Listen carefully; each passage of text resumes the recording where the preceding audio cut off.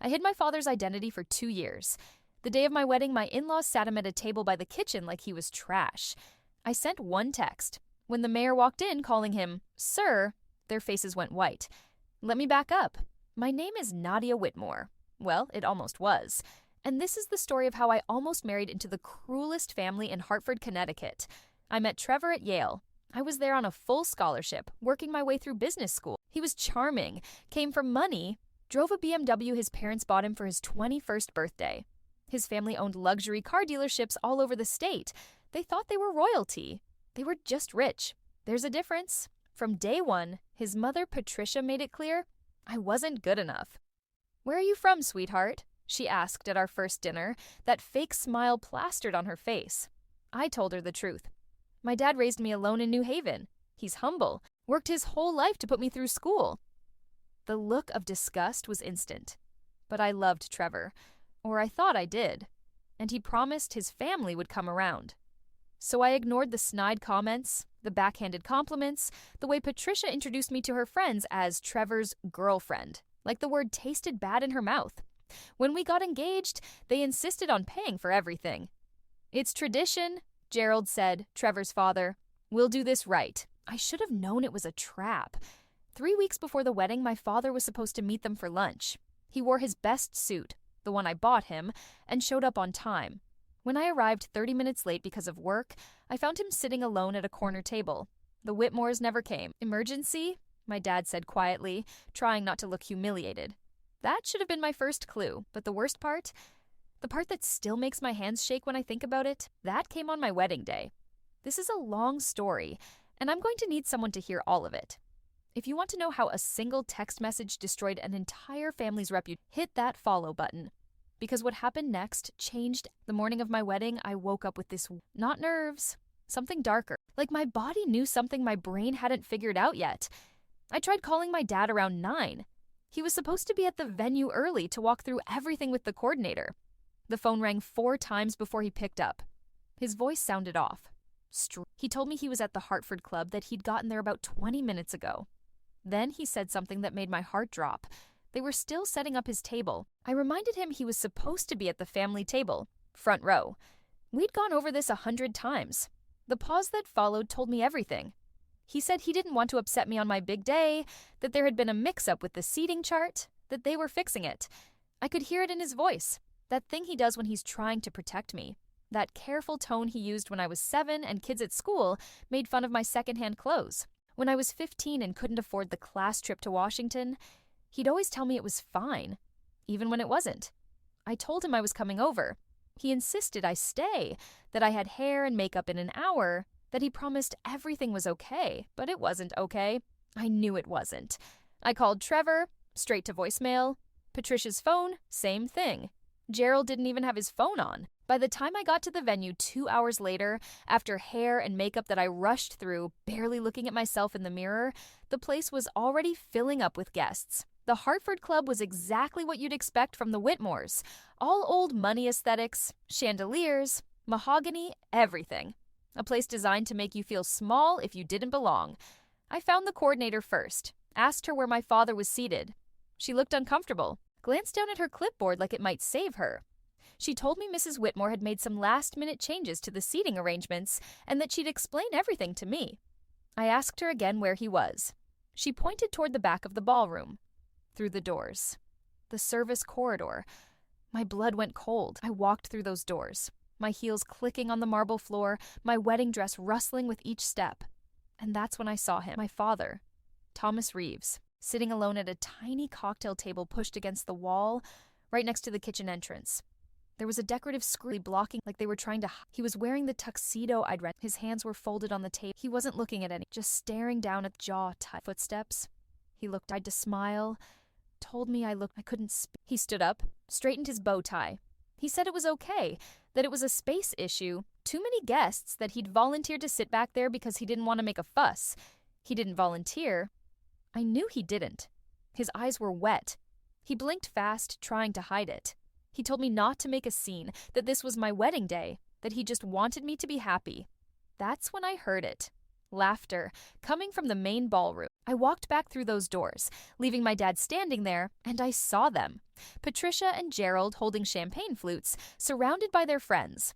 Patricia was wearing a cream-colored dress that was way too close to white, another dig I'd ignored during planning. She was laughing at something one of her country club friends said. Gerald was shaking hands with some local business owner, that fake politician's smile plastered on his face. They did this on purpose. I walked straight up to Patricia saw me first. Her smile didn't falter. If anything, it got wider. Told me I looked stunning. Said something to Gerald about how beautiful I was. I asked her where my father was supposed to sit. My voice came too quiet. She acted, so I asked, where was he sitting? She called me sweetheart and told me there was a little mix-up with the seating chart, that they'd had more guests RSVP than expected, that they'd had to make adjustments. She promised he was comfortable, that they'd made sure he had a nice quiet spot. Told her she'd put him by the kitchen, behind a screen. Her smile finally cracked, just a little. She started to say it wasn't ideal, but I cut her off. Told her she'd done this on purpose. The people around us went quiet. Gerald stepped forward, put his hand on my shoulder, patronizing touch.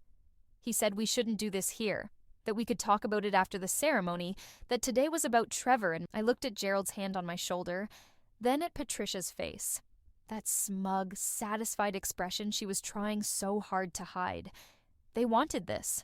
They wanted me to know my place, wanted my father to know his. I pulled out my phone. Patricia asked what I was doing, her eyes narrowing. I didn't answer. Just opened my messages and found the contact I'd saved 2 years ago. The one I swore I'd never use. The one my father made me promise I wouldn't use. I typed 4 words and hit send. Dad, I need you. Hartford Club. Now. Wear the uniform. Patricia kept talking, something about how I was overreacting, how we'd laugh about this later. Gerald tried to steer me toward the bridal suite, saying something about touching up my makeup, about staying calm.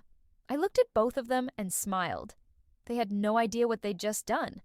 I went back to the bridal suite, not because Gerald suggested it, but because I needed 15 minutes alone before everything exploded. My hands were shaking as I locked the door. I sat down on the velvet couch they'd put in there, probably cost more than my dad's monthly rent, and stared at my phone. The text showed as delivered. No response yet. My bridesmaids were downstairs somewhere, probably drinking mimosas and taking photos. Trevor was with his groomsmen in another suite across the building. Nobody knew what I'd just done. Nobody knew what was about to happen. I had 15, maybe 20 minutes before my father arrived. And in those minutes, something shifted in me. The hurt started turning into something else, something colder. I started thinking clearly for the first time in months. I opened my phone and started scrolling. Through photos, through messages, looking for something I couldn't even name yet. That's when I found it. A group chat Trevor had with his college friends. I'd seen it before. They talked about sports, made plans to golf, normal stuff. But this time, I scrolled further back, to 3 months ago. Right after we'd gotten one of his friends had asked how the engagement went. Trevor's response made my stomach turn. He'd written that it went great, that I'd cried, that I was so grateful. Then he added that his parents were having a harder time with it, that they'd eventually come around once they realized the optics were actually good. Successful Yale graduate marries girl from humble background. Real American dream story. Great for his dad's political connections. Optics. I kept scrolling. Found another message from 2 months ago. Trevor's friend asked if he was sure about marrying. Trevor said he was. That I was sweet. That I'd be a good wife. That I wasn't like the high-maintenance girls he usually dated. That I'd be grateful for the life he was giving me. Great. My vision blurred. I scrolled more. Then I found the one that broke from 6 weeks ago. Trevor's friend mentioned seeing my dad at some community event. Asked if Trevor had met him yet. Trevor wrote back that, yeah, they'd done the obligatory family dinner thing. That my dad seemed nice enough for a maintenance worker. That at least he knew his place and wouldn't be demanding or difficult. Knew his place? I took screenshots of everything. My hands weren't shaking anymore. Then I did something I'd never done before. I opened Trevor's email on my phone. He'd given me his password months ago, back when we were planning the wedding, and he'd asked me to check his calendar. I'd never used it for anything else. Until now. I searched for emails from his mother. Found hundreds, started reading. Most were normal. Party invitations, family updates, reminders about events. Then I found an exchange from 4 months ago that made everything click. Patricia had sent Trevor a long email about the wedding. She was concerned about the guest list, about mixing their social and friends. She suggested limiting my side to immediate family only, said something about keeping the aesthetic cohesive, about not wanting the day to feel divided. Trevor's response was short. He told her not to worry, that my side would be small anyway, that my dad would probably be uncomfortable around their crowd, that we could seat him somewhere quiet where he wouldn't feel out of place. Somewhere quiet. They'd planned this. Not the day of, not last minute. They'd planned to humiliate my father for months. I kept digging, found another email from Patricia to Trevor, this one from 2 months ago. She'd written that she'd spoken to the coordinator about seating arrangements, that they'd found a perfect solution for Nadia's father's situation, that he'd be comfortable near the service area where he wouldn't have to worry about making small talk with guests he wouldn't relate to. Trevor had responded with a thumbs up emoji. A fucking thumbs up. My chest felt tight. I couldn't breathe right. But I kept. The last email was from 3 weeks ago. Right after that lunch where the Whitmores had stood my father up, Patricia wrote to Trevor that she'd tried to meet my father in person, but just couldn't do it. That seeing Heavy's suit made her physically uncomfortable. That she was sorry, but she just couldn't pretend this was okay. She said they'd be civil at the wedding, that they'd smile for photos. But after we were married, they'd need to have a serious talk with me about managing expectations for family gatherings. Trevor's response was longer this time. He told his mother he understood, that he'd make sure I knew the boundaries, that once we were married it would be easier to control the situation. He said I was already so grateful for everything they'd done that I wouldn't push back. Control the situation. I sat there in my wedding dress, in that expensive bridal suite, with my perfect hair and my perfect makeup, reading email after email about how my fiancé and his family had spent months planning to erase my father from my life. Not just from the wedding, from There were more emails. Plans to limit my dad's involvement with future grandchildren. Discussions about how to politely discourage him from visiting too often once Trevor and I moved into the house his parents were buying for us. Strategies for redirecting conversations if anyone asked about my background. They'd built an entire system designed to make my father disappear, and Trevor had helped them do. I checked the time. 10 minutes had passed. My father would be here soon. I stood up, walked to the mirror, and looked at myself. Really, at the woman in the white dress who'd been so desperate to be accepted that she'd ignored every red flag, every warning sign, every moment of disrespect. I didn't recognize her anymore. My phone buzzed. A text from my dad. On my way, 5 minutes. I texted back. Park in front. Main entrance. Don't let them redirect you. Another buzz. This one from Trevor. Hey babe, almost time. You ready? Can't wait to see you. I stared at that message for a long moment. At the casual affection, fake intimate. I didn't respond. Instead, I forwarded myself every message, every piece of evidence that showed exactly who Trevor Whitmore really was. Then I put my phone in my bouquet holder, unlocked the door, and walked out of that bridal suite. I could hear the music starting downstairs. The ceremony was supposed to begin in 15 minutes, but there wasn't going to be a ceremony, because in 5 minutes my father was going to walk through those doors. And the Whitmores were going to learn that the man they'd spent months trying to erase was someone they should have spent those months trying to impress. The man they'd hidden by the kitchen wasn't just my father. He was the mayor of New Haven, former state senator, one of the most connected political figures in Connecticut. And he was about to walk into their precious Hartford Club in his official uniform with his security detail, and every single person in that ballroom was going to know exactly what they'd done. I walked down the stairs slowly, my dress trailing behind me. I could see guests filing into the ceremony space. Patricia and Gerald were at the entrance, greeting people, playing the perfect hosts. They saw me coming and smiled. Patricia actually blew me a kiss. I smiled back. They had no idea that in 4 minutes, their entire social standing was about to collapse. And I was going to watch every second of it. I positioned myself near the entrance, close enough to see the front doors. Close enough to watch Patricia and Gerald work the room, shaking hands, kissing cheeks, basking in their moment as the hosts of what they probably thought was the social event of the season. Trevor found me first. He looked perfect in his tuxedo, his hair styled just right, that confident smile on his face. The smile of someone who thought he had everything under control.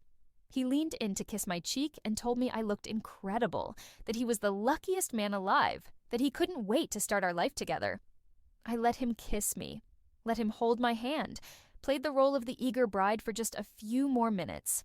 Then he said something that made my blood run cold. He mentioned that he'd checked on my dad a few minutes ago, that he was still sitting in the back, that he seemed fine, maybe a little quiet, Trevor said it was probably better that way, that my dad would be more comfortable not having to make small talk with people way above his pay grade anyway. Way above his pay grade. He said it so casually, like it was just a fact, like my father's worth was determined by his income. I asked Trevor if he really thought that, if he really believed my father was beneath his family's guests. He backtracked immediately, said that's not what he meant, that he just meant my dad might feel out of place, that there was no shame in that not everyone was comfortable in high society settings. High society? The Whitmores thought running car dealerships made them high society. I nodded, told him he was probably right, that my dad had always been more comfortable with simple people. The relief on Trevor's face was instant. He squeezed my hand and said he was glad I understood, that after we were married we'd figure out a good balance for family stuff, that his parents just needed time. Time. Like my father was a problem that would eventually resolve itself if they just waited long enough. I checked my phone. Patricia appeared next to us. She put her arm around me and told me how beautiful everything looked, how perfect the day was going. Then she mentioned that she'd peeked at the seating for the reception and noticed I'd originally had my father at the head table. She said she'd taken the liberty of making a small change, that she'd moved him to a table with some of the older guests, people closer to his age and background. She said it so sweetly, like she was doing me a favor. I asked which table. She pointed to one near the back corner. Not quite as hidden as the ceremony spot, but close. Away from the windows, away from the important tables, tucked between the bar and the exit. I thanked her for thinking of that. Told her she was right, that my dad would probably be more comfortable. Her smile was triumphant. She actually patted my arm and said she was so glad I was being mature about all of this, that it showed real character, that she'd been worried I might be one of those difficult daughters-in-law, but she could see now that I knew how to be reasonable. Trevor's phone buzzed. He checked it, frowned slightly, then excused himself. Said one of his groomsmen needed him for something. He kissed my forehead and disappeared into the crowd. Patricia stayed with me. Started talking about the honeymoon she and Gerald had planned for us as a gift. 2 weeks in the Maldives, a private villa, first-class flights. She said it was their way of welcoming me to the family, of showing me what life with the Whitmores would be like. She was still talking when I saw them through the glass doors. 2 black SUVs pulling up to the entrance. Security detail getting out first. Patricia didn't notice. She was too busy describing the resort, the spa treatments she'd pre-booked for me, the dinner reservations at restaurants I'd never be able to afford on my own. The front doors opened. My father walked in. But not the version of my father the Whitmores had met. Not Thomas in his cheap suit, trying to make himself small, trying not to take up space. This was Mayor Thomas Reeves in his official uniform. Navy suit, perfectly tailored, the Merrill pin on his lapel, his security team flanking him, his chief of staff 3 steps behind. The entrance hall went silent. People stopped mid-conversation. Champagne glasses paused halfway to lips. Every head turned. Patricia's voice died mid-sentence. She turned to see what everyone was looking at. I watched her face change, watched the confusion hit first. Then recognition, then the blood draining from her cheeks. My father's eyes found mine across the... He nodded once. Then he started walking toward us. People moved out of his way automatically. You could hear them whisper, "Is that Mayor Reeves? What's the mayor doing here? Why is he in uniform?" Gerald appeared from somewhere, pushing through the crowd. He reached Patricia just as my father stopped in front of us. My father looked at me first, asked if I was okay. His voice was gentle but loud enough for everyone nearby to hear. I nodded, told him I was now. Then he turned to Patricia and Gerald. His expression didn't change. Professional. Calm. But I could see the steel under. He thanked them for their hospitality, said something about it being quite an event. Then he mentioned how interesting the seating arrangements were, how he'd never been placed near a kitchen at a formal event before, not even at state dinners or governor's galas. Patricia tried to laugh it off, started to say something about a mix-up, about the coordinator making mistakes. My father cut her off, said the coordinator had actually been very clear that it was Mrs. Whitmore's specific instructions, that she'd told the staff exactly where to place the father of the bride. People around us had stopped pretending not to listen. They were just staring now. Gerald tried to step in, extended his hand, said something about being honored to have the mayor at their son's wedding, that they'd had no idea. My father didn't take his hand. He said that was interesting, since his daughter had mentioned her father's occupation multiple times over the past 2 years. He said it was curious that they'd never thought to ask follow-up questions, never wondered why Thomas Reeves shared a last name with the mayor of New Haven. Never bothered to Google the man whose daughter was marrying into their family. Patricia's mouth opened and closed. No sound came out. My father continued. Said he'd worked as a janitor while putting himself through law school. That he was proud of that work. Proud of every job he'd ever held. He said he'd taught his daughter that a person's worth wasn't measured by their bank account or their social connections. He looked directly at Patricia when he said that last part. Then he said something that made me love him even more. He told them he'd spent his entire career fighting for working families, for people who got overlooked and underestimated. He said he'd thought his daughter had found a family that shared those values. But what he'd witnessed today showed him exactly what kind of people the Whitmores really were.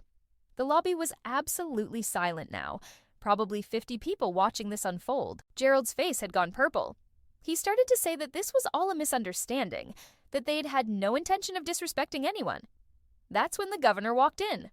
Governor Michaels and his wife, right through the front doors, coming straight toward my father. The governor called out his name, apologized for running late, said something about traffic from Hartford. He walked right past the Whitmores like they weren't even there. Patricia made a small choking sound. The governor shook my father's hand, then turned to me. Told me congratulations, that my father talked about me all the time, that any daughter of Thomas Reeves was someone special. Then he asked where we were with the ceremony timing, said he had to leave by 3 for another commitment, but didn't want to miss seeing me get married. I opened my mouth to respond. That's when Trevor appeared, pushing through the crowd. His face was white. He grabbed my arm, tried to pull me aside, started saying we needed to talk, that he'd just heard what was happening, that he could explain. My father's security detail stepped forward. Trevor let go of my arm. I looked at him. Really looked at him. At the panic in his eyes. At the calculation. He wasn't sorry about what his family had done. He was terrified about what I told him we did need to talk, just not here. I turned to my father. Asked if we could use one of the private rooms. He nodded. His chief of staff was already moving, speaking quietly to the venue coordinator, who looked like she was going to pass out. As we walked toward the private room, I glanced back. Patricia and Gerald stood frozen in the entrance hall, surrounded by their guests, all of whom were now whispering and staring. Their perfect party had turned into a spectacle. And we hadn't even gotten to the best part yet, because Trevor still thought this was salvageable. He still thought I didn't know. The coordinator led us to a private office behind the main ballroom. My father's security team stayed outside. Inside, it was just me, my dad, Trevor, and the governor, who'd insisted on coming, said he wanted to make sure I was all right. Trevor kept trying to talk, kept saying this was all a huge misunderstanding, that his parents had made a mistake, that he'd had no idea they were planning to seat my father in the back. I let him talk, let him spin his story while I pulled out my phone. Then I asked him a simple question, asked if he'd really had no idea. He swore he didn't, put his hand over his heart and everything, said he'd been as shocked as anyone when he found out where my dad was sitting. I opened my email, started reading. Read him his mother's email from 4 months ago about seating my father somewhere quiet. Read him his own response about not worrying. About my dad being uncomfortable around their crowd anyway. Trevor's face. He tried to say that wasn't what he meant, that I was taking it out of context. I kept reading. Read the email from 2 months ago where Patricia called it Nadia's father's situation. Read Trevor's thumbs-up response. Read the one from 3 weeks ago where his mother said she couldn't meet my father because his shabby suit made her physically uncomfortable. Read Trevor's response about controlling the situation after we were married. The room was silent except for my voice reading his own words back. Trevor's jaw was clenched so tight I could see the muscles working. He tried to say something about privacy, about me going through his emails without permission. My father made a sound, not quite a laugh, not quite a scoff. The governor asked if there were more. I nodded, said there were a lot more. I read the ones about limiting my dad's involvement with future grandchildren, the ones about discouraging visits, the strategies for managing conversations about my background. With each email, Trevor got quieter. Finally, he stopped trying to defend himself, just stood there, his face red, his hands in fists at his sides. He said something that showed me exactly who he really was. He said I'd humiliated him, that I'd gone through his private correspondence and shared it with the mayor and the governor, that I'd turned what should have been the happiest day of our lives into a circus, that if I'd just been reasonable, if I'd just understood that his parents needed time to adjust, none of this would have happened. I asked him what he meant by that. He said his parents came from a certain world, that they had certain expectations, That it wasn't personal against my father, but there were social dynamics at play that I didn't understand. Social dynamics. The governor stood up, said he'd heard enough, told Trevor that in his 40 years in politics, he'd met a lot of people who thought their money made them better than others, said he'd also met people who'd overcome that kind of thinking and built real character, said Trevor clearly wasn't one of them. Then he turned to me, asked if I was still planning to go through with the wedding. I looked at Trevor, at the man I'd thought I loved, the man I'd been about to legally bind myself to, and I realized something I should have seen months ago. Trevor didn't love me, he'd never loved me. He loved the idea of me, poor girl he could rescue, the grateful wife who'd never question him, the controlled situation his mother had promised him. The thing was, I'd never needed rescuing. I'd put myself through Yale, built a career, taken care of my father and myself without anyone's help. I'd just been so desperate to be part of a family, a big, loud, normal family, that I'd ignored what that family really thought of me. I asked Trevor why he'd proposed. Really why. He started with the same lines about loving me, about wanting to build a life together. I told him to stop, asked him to be honest for once. The silence stretched out. My father was watching him. The governor was watching him. Finally, Trevor said something. He said I was easy, not in a cruel way. He actually didn't seem to realize how cruel it was. He said I didn't demand much, didn't have expensive tastes, didn't need the things other women he'd dated needed. He said I was sweet and grateful, and I'd make a good mother someday. He said his parents would have come around eventually because I knew how to be appropriate, how not to make waves. He said it all like he was giving me compliments. I asked if he'd ever planned to stand up for my father, ever planned to insist that my dad be treated with respect at family events. Trevor hesitated. Then he said he'd figured over time my father would naturally attend fewer events anyway, that it would work itself out. Work itself out. My father stood up then, walked over to Trevor. For a second I thought he might do something physical. He just looked at him. He told Trevor that he'd failed the most important test a man can face. Said being a husband meant protecting your wife's dignity even when it was uncomfortable. Especially when it was uncomfortable. He said Trevor had let his parents humiliate the woman he claimed to love, had actively participated in that humiliation, had planned for it to continue for the rest of our lives. He said his daughter deserved better than that, deserved better than someone who saw her as a controlled situation. Then he asked what I wanted to do. And that's when I knew why why his parents had been willing to pay for this expensive wedding, even though they hated me. It was never about love. It was about optics. Gerald Whitmore had political aspirations. He'd been trying to get on the city council in Hartford for years. Having a daughter-in-law from humble beginnings, a Yale graduate who'd pulled herself up by her bootstraps, made good press, made him look like a man of the people. And once I was married to Trevor, once my last name was Whitmore, they'd have access to my father's political connections, to the governor's circle, to the networks that actually mattered. That's why they'd push so hard for this wedding to happen, despite clearly hating everything about me and my background. They weren't welcoming me into the family, they were acquiring me. I looked at Trevor and asked him if his father had told him that marrying me would help with the family's political connections. Trevor's face went white. That was answer enough. I asked when he'd found out about my father being the mayor. He said he'd known from the beginning, that he'd Googled me after our third date, found articles about Mayor Reeves's daughter graduating from Yale, said he thought it was cool, that he'd told his parents right away. So they'd known for 2 years. The whole time they'd been pretending my father was just some working-class nobody, they'd known exactly who he was. They'd hidden him by the kitchen anyway. They'd humiliated him anyway, because they wanted me to know my place before the wedding. Wanted me broken down and grateful before I became a Whitmore. My father must have seen something in my face because he put his hand on my shoulder, asked again what I wanted to do.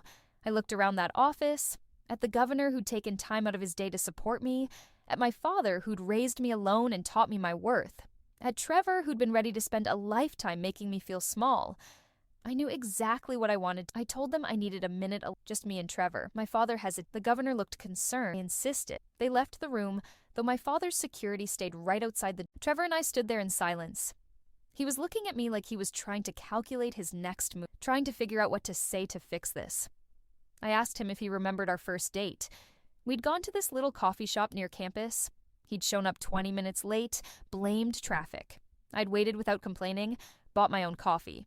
When he finally arrived, he'd kissed my cheek and said most girls would have left by then, that he appreciated my patience. I thought it was charming at the time.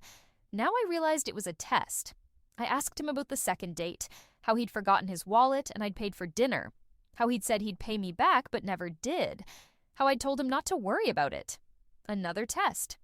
I asked him about the weekend he'd invited me to meet his parents for the first time, how he'd told me to dress nice but not too nice, to be myself but maybe tone it down a little, how he'd coached me on what topics to avoid, what not to mention about my background. He'd been training me from the beginning, training me to be manageable. Trevor started to say something. I held up my hand. I told him I'd spent 2 years trying to become the woman he and his family, smaller, quieter, I'd ignored every instinct that told me something was wrong because I was so desperate to belong somewhere, but I already belonged somewhere. My father, who valued honesty and integrity and connections. Trevor's face hardened.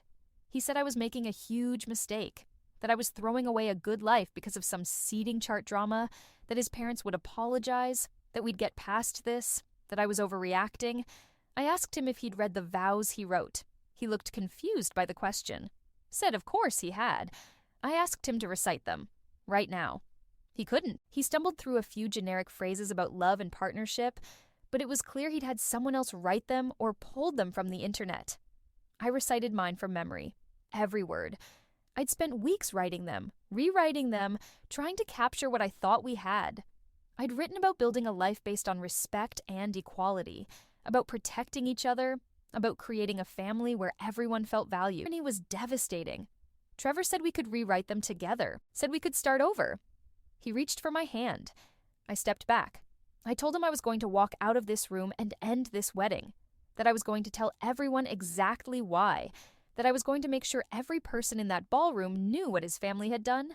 His expression changed. The mask slipped. He said if I did that, I'd regret it. That his family had connections, that they could make my life difficult. There it was. The threat I'd been waiting for. I asked him how exactly they planned to make my life difficult. He said his father knew people at the firm where I'd just accepted a job offer.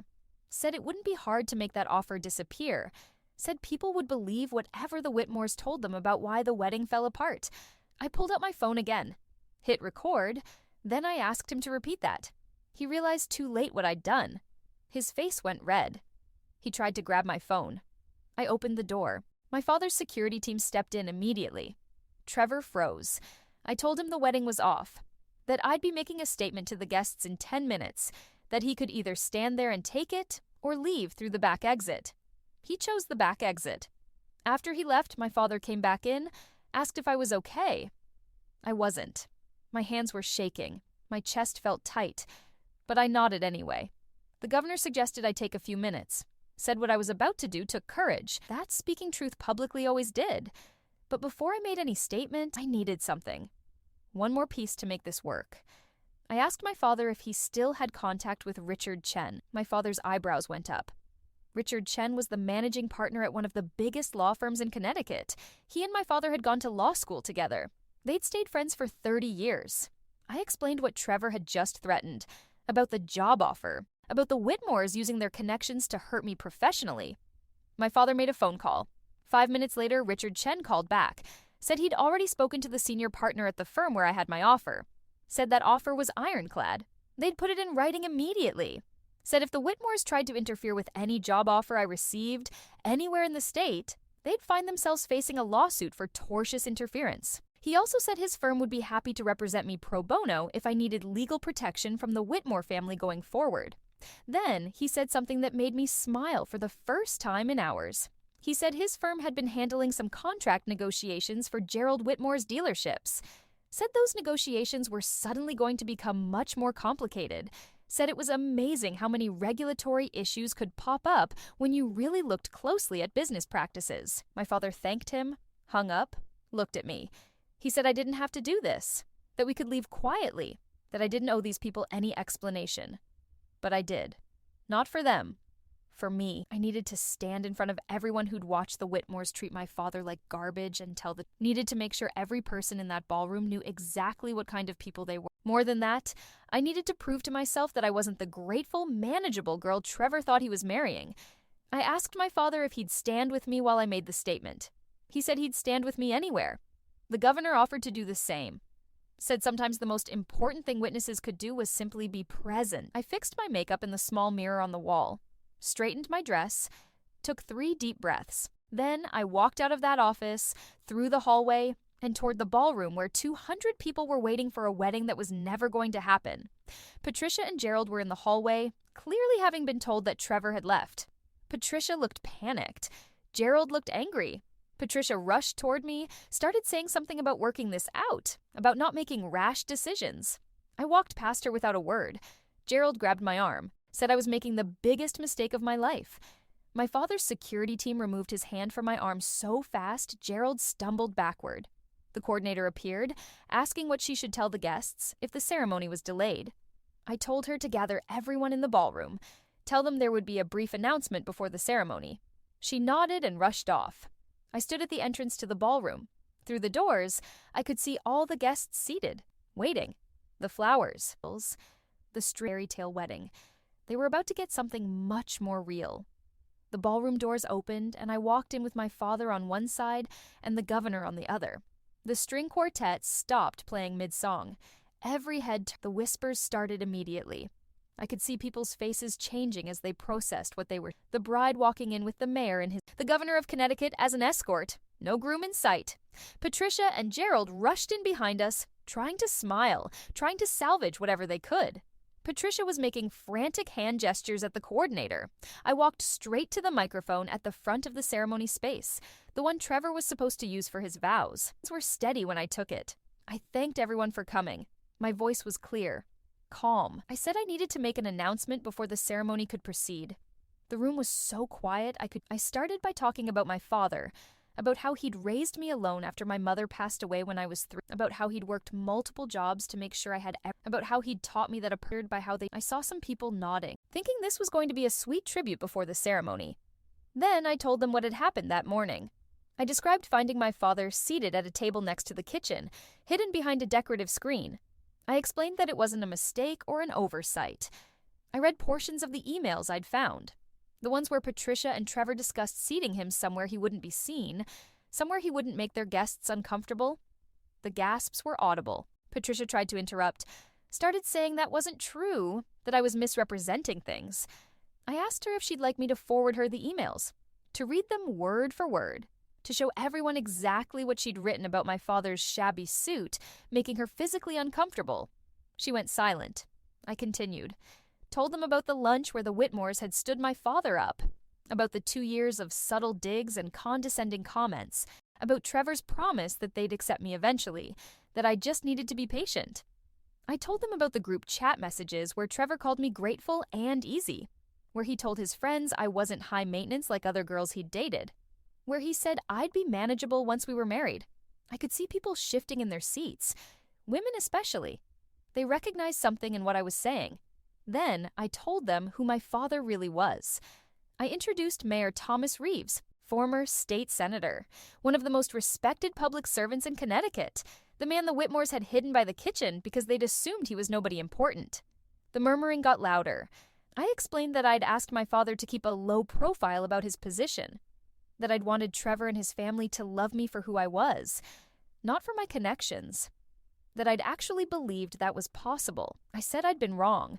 I told them about Gerald's political ambitions, about how marrying me gave the Whitmores access to political circles they'd been trying to break into for years, about how they'd known who my father was from the beginning, but had decided to humiliate him anyway because they wanted me to know my place before I became a Whitmore.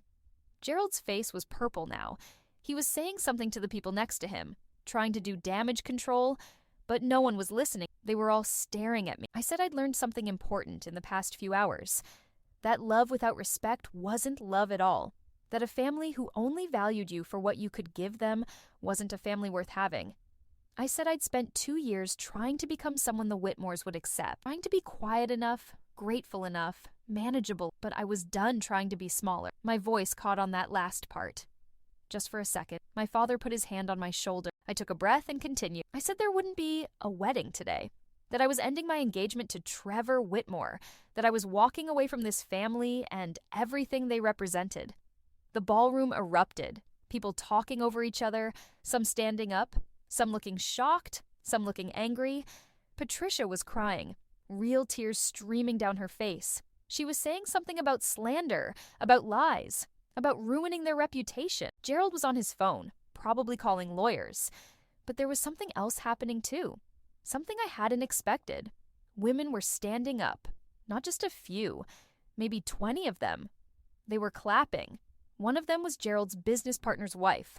I'd met her a few times at Whitmore family events. She'd always seemed quiet, subdued. She walked up to me, right there in front of everyone, hugged me, told me I was brave. Then she turned to Patricia and said she wished she'd had my courage 20 years ago. Said she'd spent 2 decades making herself smaller for a man who never said she was done.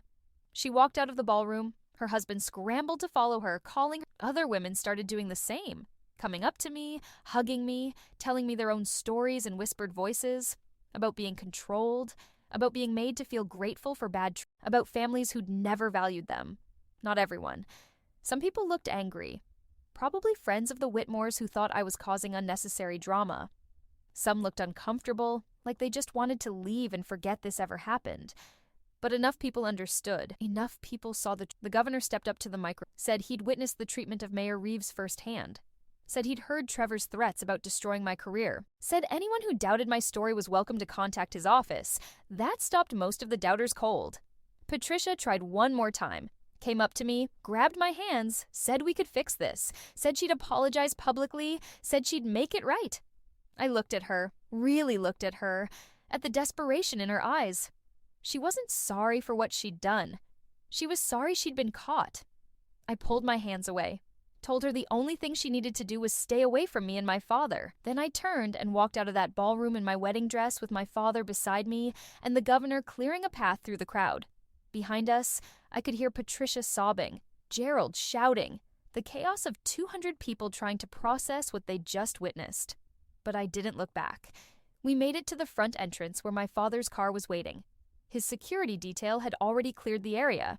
As we were about to get in the car, I saw Trevor. He was standing by the side entrance, watching. He'd come back. Probably thought he could still salvage something. Our eyes met across the parking lot. He looked destroyed, but also angry, like I'd done this to him instead of him doing it to himself. I wondered how long it would take for him to tell people I was crazy, unstable, that I'd imagined everything. But I had the emails, the text messages, the recording of his threats, and I had witnesses who mattered. Let him try. My father asked if I was ready to go. I took one last look at the Hartford Club, at the venue where I was supposed to become Mrs. Trevor Whitmore, at the life I'd almost locked myself into.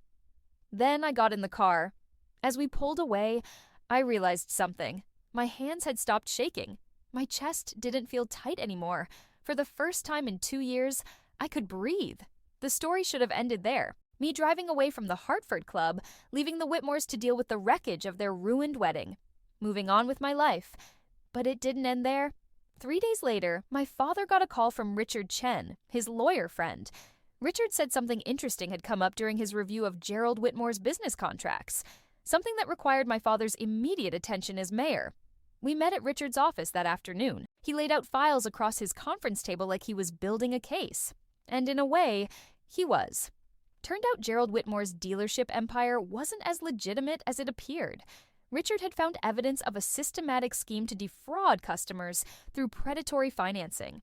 They were targeting low-income buyers, people who couldn't afford traditional loans, and trapping them in contracts with hidden fees and impossible terms. When customers defaulted, and they were designed to default, the Whitmores would repossess the cars and resell them. The same car could be sold 3 or 4 times, generating profit at every turn while destroying people's credit. It was legal enough to avoid criminal charges, but barely. Richard said he'd found something else too. Gerald had been using shell companies to hide assets and avoid taxes. Nothing that would necessarily land him in jail, but enough to trigger audits and investigations that would take years to resolve. My father asked how Richard had found all this. Richard smiled, said he hadn't been looking for it specifically, but once he started reviewing the Whitmore contracts for the dealership negotiations, he'd noticed some irregularities. And once he started pulling threads, the whole thing unraveled. He said the regulatory agencies were already interested, that complaints had been filed, that the state attorney general's office was opening an investigation. I asked if this was because of what happened at the wedding. Richard said no. This was because the Whitmores had been running a predatory business for years and had finally drawn enough attention that people started looking closely. But the timing was convenient. My father looked uncomfortable. He asked if we were using his position to go after the Whitmores as revenge. Richard said we weren't doing anything. The law was doing its job. The complaints were real. The victims were real. The evidence was real. He said the only thing my father's office would do was make sure the investigation proceeded properly. No special treatment, no favors, just proper oversight. That night, the story broke. Local news picked it up first. Luxury dealership owner under investigation for predatory lending practices. By morning, it was everywhere. The business section, the evening news, social media. People started coming forward, dozens of them. Families who'd lost their cars, single mothers who'd been trapped in impossible loans, elderly couples who'd been convinced to refinance at rates they'd never be able to afford. The Whitmore name went from respected to toxic in 48 hours. Gerald's political aspirations died instantly. No one would touch him now. Patricia resigned from her position on the board of 3 different charities. Preemptive damage control, probably. And Trevor? Trevor disappeared from social media. Deleted his LinkedIn, stopped showing up at the usual spots in Hartford. I heard through mutual friends that he'd moved to Boston, that he'd told everyone I'd destroyed his family with lies and manipulation, that none of the allegations against his father were true. But the evidence said otherwise. A week after the investigation went public, I got a call from an unknown number. I almost didn't. It was Patricia. Her voice was different, smaller. She asked if we could meet, said she needed to talk to me. Not to apologize, she made that clear. She said she was past apologies. I agreed to meet her. I don't know why. Maybe curiosity. Maybe I needed to see what happened to people like her when their world collapsed. We met at a coffee shop in New Haven. Neutral territory. Patricia looked like she'd aged 10 years. Her hair wasn't perfect. Her makeup was minimal. She was wearing jeans. I'd never seen her in jeans. She sat down across from me and said she wanted me to know something, that she'd convinced herself for years that what Gerald was doing with the business was fine, that people knew what they were signing up for, that it wasn't their job to make sure customers understood every detail of their contracts. She said she'd ignored the complaints, dismissed the people who called saying they'd been cheated, told herself they were just bad with money. But now, she couldn't ignore it anymore. Couldn't pretend she hadn't known. She said she'd been thinking about what I said at the wedding, about how a person's character was measured by how they treated people who couldn't do anything for them. She said she'd failed that test her entire life. I asked her why she was telling me this. She said because I was right. About everything, about her, about Trevor, about what kind of family the Whitmores really were. She said she was filing for divorce, that she couldn't stay married to Gerald knowing what she knew now, that she couldn't look at herself in the mirror anymore. I didn't know what to say to that. Patricia stood up to leave. But before she did, she said one more thing. She said she'd hidden my father by the kitchen because seeing him made her uncomfortable. Not because he was poorly dressed or lower class, but because he reminded her of her own father. She said her dad had been a construction worker, that she'd spent her whole adult life trying to distance herself from that she'd married Gerald because he had money and status and represented everything her father wasn't. She said seeing my pride in my father, seeing my refusal to be ashamed of where I came from, had made her, because I had something she'd never had, the courage to be authentic. Then she left. I sat there for a long time after she was gone, staring at my coffee. I'd expected to feel vindicated, triumphant, like I'd won something, but I just felt sad. Sad for Patricia, sad for all the years she'd spent hating herself, sad for the people Gerald's business had hurt, sad for how close I'd come to becoming part of that family. My phone buzzed, a text from my father asking if I was okay, if I needed him to pick me up. I texted back that I was fine, that I'd be home soon, but I sat there a little longer, thinking about everything that had happened, about how one decision, one text message, had unraveled so many lives. The investigation into Gerald's business would take months, maybe years. He might lose everything. He might not. The legal system was complicated and expensive lawyers could make problems disappear. But the damage to his reputation was permanent. People knew now. They'd always know. As for Trevor, I'd probably never see him again. He'd move on, find someone else, tell them a version of this story where I was the villain, and that was okay. because the people who mattered knew the truth. I finished my coffee and left. Drove home to my father's house where I was staying while I figured out my next steps. When I walked in, he was in the kitchen making dinner. He looked up and smiled, asked how my day was, like it was the most normal question in the world. I told him it was complicated. He said most important things were, we ate dinner together, watched TV, didn't talk about the Whitmores or the investigation or any of it. Just existed together in the same space. Father and daughter, the way we'd always been, and for the first time since this whole thing started, I felt like maybe everything was going to be okay. Not perfect, not easy, but okay. 6 months later, I was sitting in my new office in downtown New Haven, looking out at the city where I grew up. The city my father had served for 12 years. The city that had watched me walk away from a wedding and somehow turned me into a minor local celebrity. I hadn't planned to start my own business. After everything that happened, I'd thought about taking that job offer at the law firm Richard Chen had secured, thought about keeping my head down and rebuilding my life quietly. But then something unexpected. Women started reaching out to me. Women who'd seen what I did at the Hartford Club. Women who'd read about it in the news. Women who were trapped in their own versions of my story. The first one called 3 weeks after the wedding. Her name was Jennifer. She'd been married for 8 years to a man whose family treated her like hired help. She'd seen the coverage of my story and said it gave her courage to leave. She asked if I'd help her. Not legally. She had a lawyer, but strategically. She needed help managing the fallout. Her husband's family was powerful in their community. They were spreading rumors, destroying her reputation. She didn't know how to fight back. I helped her. We crafted a strategy, used social media carefully, got her story in front of the right people, protected her professionally while she went through the divorce. Then another woman called. Before I knew it, I had a business. Whitmore Consulting. Yes, I kept the name. A little reminder of where I'd come from and what I'd survived. We specialized in reputation management and crisis communications, particularly for women leaving difficult family situations. Today, we have 12 employees. Last month, we brought in 7 figures in revenue. We've helped over 100 women navigate divorces, family conflicts, and public relations nightmares.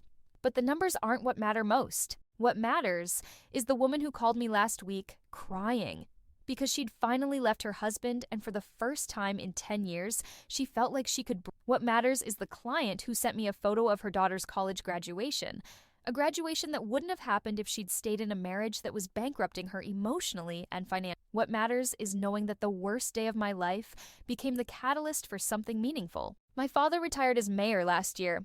He's 70 now, still sharp as ever, still doing volunteer work with community organizations. He never talks about that day at the Hartford Club unless someone asks him directly. When they do, he says the same thing every time, that he's proud of me. Not for exposing the Whitmores, not for starting a successful business, but for choosing myself when it mattered most. As for the Whitmores, the investigation into Gerald's business practices resulted in a settlement. He paid millions in restitution to victims, agreed to strict oversight of his dealerships, and basically had to rebuild his entire business model from scratch. He's still wealthy, still owns the dealerships, but the empire is smaller now, more regulated, and his reputation never recovered. Patricia did divorce him. She moved to Vermont last I heard, started volunteering at a women's shelter. I don't know if she's trying to make amends for her past or just running from it. Maybe both. Trevor tried to contact me exactly once, about 4 months after the wedding. He sent a long email, said he'd been in therapy, said he understood now what he'd done wrong, said he wanted to apologize properly, maybe meet for coffee. I didn't respond. Some people deserve second chances. Some people have just shown you too clearly who they are. 3 months ago, I went to a fundraiser at Yale, one of those alumni events where everyone networks and pretends to care about the same causes. That's where I met Daniel. He's a professor of political science, teaches a class on public service and ethics. When we were introduced, he mentioned that my father had been a guest lecturer in his class multiple times over the years. He said Mayor Reeves was one of the most principled people he'd ever met. Said it without knowing who I was. Said it because it was true. We talked for an hour about his work, about mine, about the importance of teaching the next generation that character matters more than connections. He asked for my number. I gave it to him. We've been seeing each other for 2 months now. Taking it slow, no pressure, no games. Last week, he met my father for dinner. They talked about local politics and public policy. Daniel didn't treat it like an audition, didn't try to impress, just showed up as himself. After he left, my father said he liked him, said Daniel reminded him of himself at that age, idealistic but grounded. Then he asked if I was happy. I told him I was getting there. And I am. Some days are harder than others. Some days I still think about standing in that bridal suite, reading Trevor's emails, feeling my whole world collapse. But then I come to my office. I take calls from women who need help. I build strategies. I solve problems. I make a difference. And I remember that the worst thing that ever happened to me led me exactly where I needed. Last week, one of my clients sent me a quote. Said it reminded her of me. It was from Maya Angelou. You may not control all the events that happen to you, but you can decide not to be reduced by them. Put it on my office wall, because that's what this whole story is really about. Not revenge, not even justice, exactly. It's about refusing to be reduced. The Whitmores tried to make me small, tried to make my father invisible, tried to convince me that I should be grateful for whatever scraps of respect they were willing to give. But I come from a man who worked 3 jobs while going to law school, cleaned offices at night, and studied during lunch breaks, who became a public servant because he believed in making life better for people who didn't have power or connections. That's the legacy that matters. That's what I care. Not the fancy wedding that didn't happen. Not the marriage that would have slowly destroyed me. Not the family that never wanted me in the first place. I carry my father's integrity, his work ethic, his belief that every person deserves dignity. And now I get to help other women discover that anyone's permission to take up space in the. So to everyone who's listened to this story, to everyone who's followed along from that first shocking moment at the wedding to where I am now, thank you. Your support means more than you know. If you're in a situation where someone is trying to make you smaller, trying to convince you that you should be grateful for poor treatment, trying to hide you by the kitchen, literally or metaphorically, I want you to know something. You deserve better. You've always deserved better. And it's never too late to choose yourself. If you're listening from somewhere out there, drop a comment and tell me what city you're in. I love knowing where these stories reach. And if my story helped you in any way, hit that subscribe button. There are more stories coming, more women finding their voices, more proof that we're stronger than the people who try to diminish us. My name is Nadia Reeves. I almost became a Whitmore. Thank God I didn't.